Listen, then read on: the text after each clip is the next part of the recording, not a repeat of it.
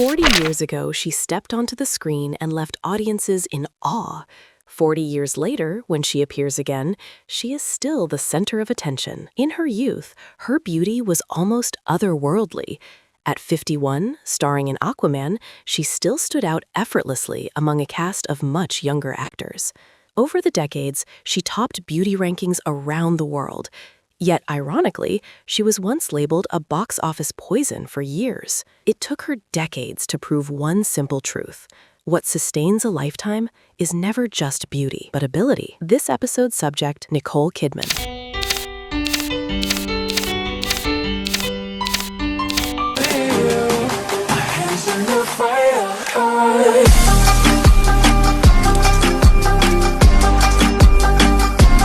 Born in 1967 in Honolulu, Hawaii, she moved with her family to Australia at the age of 4.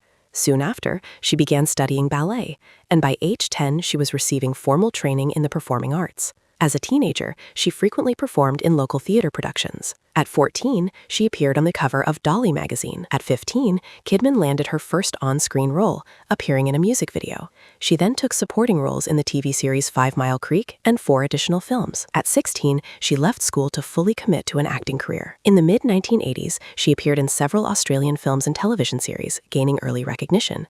In 1989, her performance in Dead Calm earned critical acclaim and opened the door for her move to Hollywood. When Nicole Kidman entered Hollywood in the late 1980s, she possessed what many considered almost unfair physical advantages: nearly 5'11" tall, striking bone structure, and an exceptional presence on camera. Most people assumed she would be a one-glance stunner, impressive at first, but easily replaced. She understood this herself. Relying on looks alone, she wouldn't last 10 years. At 23, she married Tom Cruise, then at the very top of Hollywood.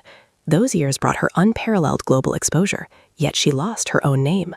To the world, she was known primarily as Tom Cruise's wife. Only after the marriage ended did she truly face reality. Without relying on anyone else, could she still stand on her own? In 2001 came Moulin Rouge.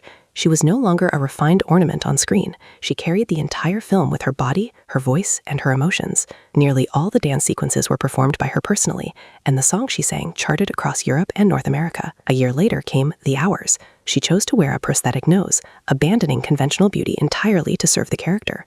That decision took her straight to the Oscar stage. Only then do people truly realize she was not only beautiful, she could carry an entire film on her own.